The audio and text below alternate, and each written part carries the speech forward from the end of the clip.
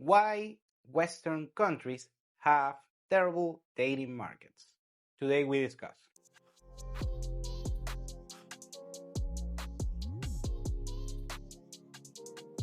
Today we're going to discuss something that we already know this, and it is why Western countries, countries like the US and the Anglo-speaking countries, Canada, Australia, New Zealand, some of the European countries like Germany and UK have terrible dating markets. And the answer is complicated, of course. First, it is true, but it's not complicated, but are several factors that actually contribute to this particular issue, and we're going to discuss it today. So let's start. The first thing is economics. You know that economics has a lot of burden regarding the dating markets. Here's why. Usually, and this is according to a statistic in the US, that the average couple has, the men has a higher income, around 56% more on yearly income compared to the female. And on psychology and evolutionary psychology, this is known as hypergamy. Women want to date, want to mingle, they are only interested in men with a superior socioeconomic status. So what happens is that in countries, in developed countries, women will have opportunities that, everyone has more opportunities compared to the rest of the world. And that's why they have higher standards of living compared to the rest of the world. So what happens is that on these countries, of course, it's easier, especially in a country like the US, where you can basically cover every material necessity that you have. If you're a waiter or you have a low-end job, things like that. I'm talking just covering basic necessities, not luxuries like travel, nice cars, things like that. But you can cover, you can make ends meet with a low-end job, and in most countries that doesn't happen. So what happens is, first, women have more financial independence if they want to pursue such financial independence, and many times it's like a 50-50. Some women prefer that, and very cool. They prefer to work for themselves, the get the get their own thing, so they don't need a man. I don't need a man. You know how it is. Or some women just say, I can work, but fuck it, let's live off a man or several men. That also happens.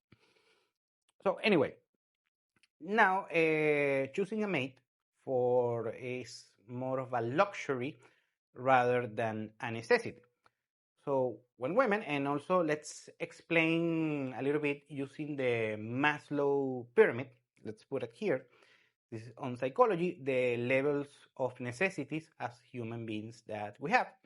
And in a developed economy, basically the first thresholds of the Maslow's pyramid are being taken care of. So afterwards, you need, the intangible things in order to be, fulfilled and satisfied as a human being. So what happens is that afterwards, women, what they do, yet again, hypergamy, but this time, since they cover their particular, financial necessities, material necessities, they want to date, the higher guys, regarding either socioeconomic status or looks. So basically, these women have the luxury of just dating the top guys regarding physical looks. That, according to some statistics, is around 4%. Only 4% of men are considered attractive for females. It is what it is. So, and also the men that are more successfully on the financial side that can cover the financial necessities. We already discussed that countries like the US is the easiest country to to make money and to become a millionaire, being a self-made millionaire. But it's not easy. It's not easy if you live in the States. You know that, and after making, let's say, $150,000 per year, afterwards is, you know, you have to be very, very, very special in order to make that, or spend a lot of time, working in order to become a successful person. According to other statistics that I read the other day, the Gen Z generation thinks that in order to be successful, you need to make around $500,000 per year, so more than half a million dollars per year. And that's a 0 point something percent of the US population makes that money, and 0.000 something percent of the rest of the world's population makes that kind of money. So it's an utopia that doesn't exist. So if you combine this, 0.4% per 0 point that percent, so it's the standards for the females in the United States, not only that are unreasonable, but are statistically like winning the lottery, something like that. So what ends up happening is that no one is satisfied. They are never satisfied because they can first find someone that is a millionaire or something like that, or even makes more money, or a good looking guy that you can be a good looking guy, but maybe not being on the 0.4%. And also, the odds of being very good looking with also being very financially successful are, you know, are statistical anomalies compared to the expectation of most females. The second reason is the legal system. In most of these countries, usually they have a particular feminist legal system that tends to favor more women rather than men regarding, for instance, court sentences for the same crime. Women get less time, or they pay lower fines, or serve lower sentences, things like that. So when we apply this to, let's say, serving a contract like marriages, what happens is that women are very incentivized to get married and then get divorced. And most of the time, females earn money during the divorce, and men loses money most of the time during a divorce process, legal process. So that makes, and also in some, for instance, some states in the United States, they actually have laws that they share an apartment, something like that. They are not legally married, but legally they are considered married, and same legal legal principles apply. I'm not a lawyer, so please check that with a lawyer. Now, what happens is that at the end of the day, women become liabilities, legal liabilities and financial liabilities. So that creates an extra burden. So you have to pay an extra premium in order to cover a potential financial liability or a legal liability. So that creates both legal and financial disincentive in order to pursue dating in the West, especially in a country like the US, and also depends on a particular state or region of the country. And number three is culture. What happens is that in the United States, compared to, for instance, the 1950s and the Stepford wives and things like that, well, in 2025, that doesn't happen. Women are not traditionally overall in the United States, unless you live on Amish County or something like that. Of course, there are traditional women in the US, but they are slim to none, and they don't cover the demand for traditional wives, the quote-unquote trad wives. And what happens is that this contrast, what makes is that if a man wants to get married, or at least have a nice girlfriend, a trad girl, and what happens is that they are not fulfilled because women overall on the US and most of Western countries. What happens is they party a lot, they have more experiences, usually have more, mating partners, to keep it friendly, and women, and that this has been studied a lot. The more, let's say, mating partners a female has, the less attractive she is for long-term relationships. That's what every study says, and it is what it is. And in the US, women tend to, in several Western countries, women tend to have a high mating account. You can also call it a body count on social media, whatever might be the case. So that combines, women who are, let's say, not necessarily long-term attractive. That creates, uh, let's say, supply and demand.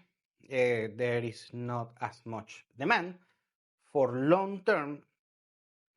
The supply for long-term is actually is few, is not great. For short term, of course, also that creates situations of their own.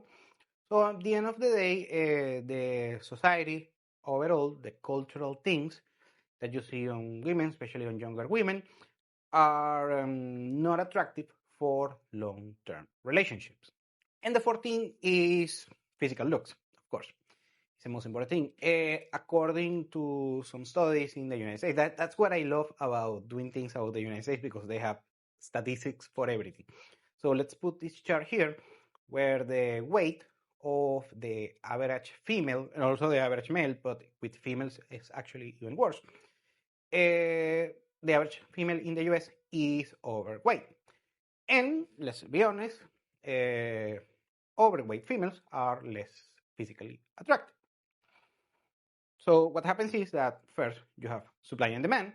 So the females that are not overweight, they are a minority, but the supply is low, the demand is high, supply and demand.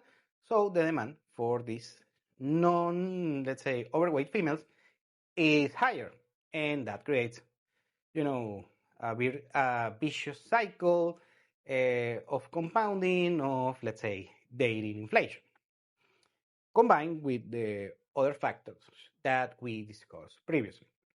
So at the end of the day, and of course, now, I think honestly, for instance, in the United States, and this is not just about the United States, you see several trends in Canada, in Australia, in several countries all over the world, especially Western countries. And what happens is that I think, for instance, for myself, is that I think American women are actually attractive. I've been several times in the US. I think actually they are gorgeous when they take care of themselves and things like that. So I don't have an issue with American women.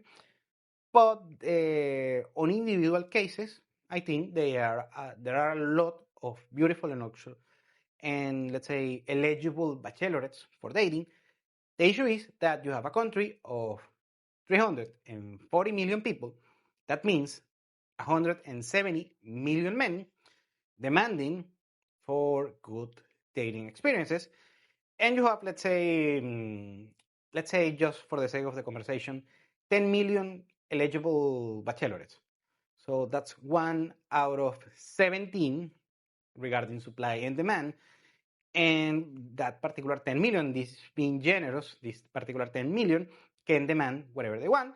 For instance, there are more than 10 millionaires, 10 million millionaires in the United States, and several of them are actually good looking.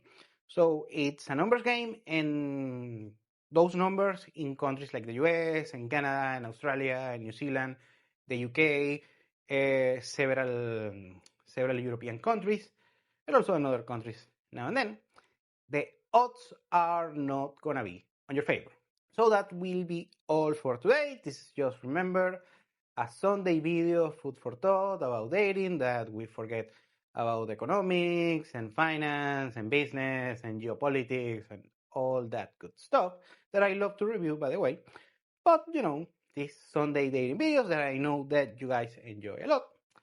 So we are gonna keep doing it, and I cannot wait to read your comments below. Thank you for watching Continental Insider. Please like, share, and subscribe. Follow us on social media, and if you want to work with us, continentalinsider.com. Thanks again, and have a nice day.